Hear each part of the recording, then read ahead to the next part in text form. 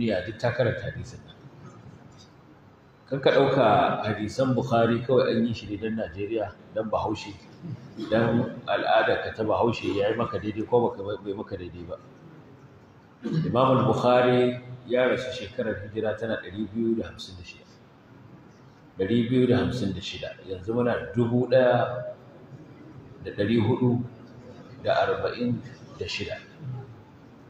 To ka fitar da shekarun da ya wuce a abin nan sama da shekara 1000. Littafin nan yana nan, kuma al'ummar musulmi wanda suka fi ka fahimta da tsoron Allah da abin duk sun karanta abin nan. Sai yanzu ne kai ya zama maka mushkila. Kai wani irin musulunci ne naka? Su duka waɗancan da ya biyo ta kansu malamai manya-manya da kowace mazhaba, malikiya, shafi'iyya, hanafiya, hanabila, duk wata mazhaba da ka sani sun rubuta littafin kuma sun karanta sun masa sharhi. Amma duk ba su ji matsala ba sai kai da aka zo kanka sai ya zama matsala. Sai ta biya taka, sai na wayar maka da kai ka gane al'ada iri ce. Dan kai al'adar ka fitsari a tsaye wani abu ne, to a wata al'ada kuma komai bane.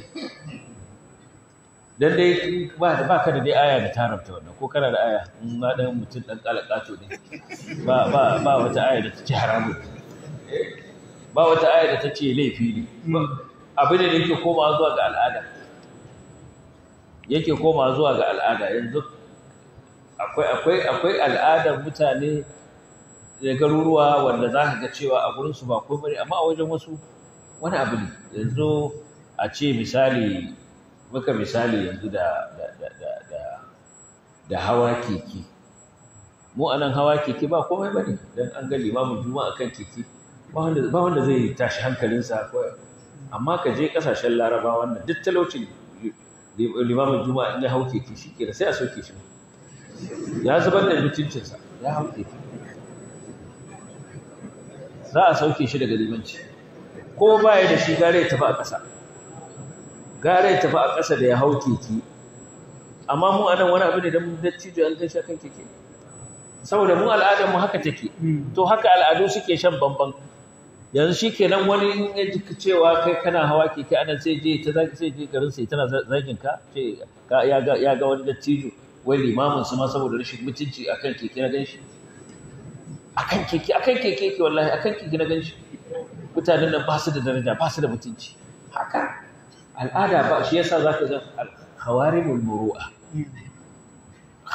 muru'a zaka ga da wahala malaman jarh wa ta'dil sun yi amfani da ita wajen jarhin rawi, saboda abin da yake caccanzawa guri zuwa guri. Albani Allah ya ji kansa da rahama, mutumin Albani ne asalinsa, ya zauna a Syria shi da mahaifinsa, dan ya girma yana ba da wannan hikayar ko da yaushe. Yace yana aikin agogo lokacin ma bai zama wani fitaccen malami ba sosai, amma dai an san shi a matsayin kamar wani ustaz haka. To yana da gurin da yake gyaran agogo. To yana da ɗan nisa da masaukinsa da gidansu. Sai ya sayi keke sai yake hawa. Har katun ɗinsa aka buga a jarida. Aka yi katun wani da rawani aka ce ga shek a kan keke. Wani shek yana an yi abin ban dariya, abin tsokana. Saboda ka ita al'ada ba ta hukunta abubuwa. Saboda ka in ka karanta balan nabi sallallahu alaihi wasallam qa'iman ala sabaqati qaumi, shikenan kai a al'adarka ba a yi, shikenan sai ka shiga zagin Bukhari. Akan me wa gaya maka cewa al'adarka ita ce al'adar kowa? Wannan akwai rashin hankali. Inda abin a so kare to tun kafin a haifi kakanninka ma da ka ji wani ya soki abin a cikin, da ka je ka duba duk shiro ɗin da za ka duba na littafai. Aisha radiyallahu ta'ala anha mace ce a gida take kuma tana ga abin da Annabi sallallahu alaihi wasallam ya fi shi da take cewa ma bala illa qa'idan. Na'am, gaskiya ta faɗa. Shi kuma Huzaifa ya faɗi wata hala ce, wani yanayi ne da ya bujuro wa ma'aiki sallallahu alaihi wasallam, ba wai haka yake ko da yaushe ba, amma wani abu ya bujuro hakan ta faru, sai ya bada labari saboda komai na Annabi sallallahu alaihi wasallam kamar da muka faɗa da cewa abin a faɗa ne saboda duk abin da ya fito daga wajensa mai kyau ba aibi. sannan annabi musharri ne ka kumanta annabi sallallahu alaihi wasallam shari'i ne yana yin abu a ga shari'a a wajensa to sauraka wani abin yana yin shi ne da bayanin jawaz dan ya nuna halacci ba wai dan yana nuna cewa wannan shi yafi ba a'a yana yi dan ya nuna maka cewa da wani zai yi kaka ce yayi haram an fahimta amma ba wai yana so ya ce maka yin hakan shi yafi ba amma yana nuna cewa wannan jaizi ne saboda shi ne mai kawo shari'a a gurinsa za a ga shari'a saboda in ya tafi ba tare da an ga wani abu a gurinsa ba shi yasa za ka ga akan abubuwa ana ta a ce annabi ya sha a tsaye bai sha a tsaye ba yayi kaza za ka ga irin wannan saboda shi ne mai shari'a shi yake cewa ga abu kaza in an yi shari'a ne ko shi yayi ana gane cewa shari'a ta yarda da abin ko bata haramta shi ba wannan shi ne amma mutum kawai ya zauna yana ta hukunta abu da wasu al'adun shi na Bahaushe wanda iyakarsu nan da ka je kan bodar nan Maradi shikenan al'adar ta kare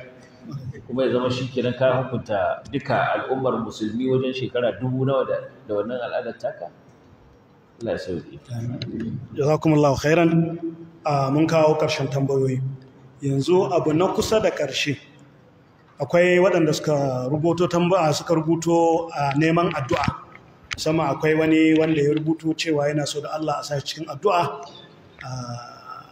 mota aka sace masa kuma a nan masallaci ina jin shekaran jiya ke na ranar juma'a amin to akwai wasu kuma dai da suka yi magana wani masu maganan neman aiki masu maganan aure duk da an tashi a ƙarshe za a sa su cikin addu'a insha Allah amma yanzu kamar yadda aka saba za mu nemi madakin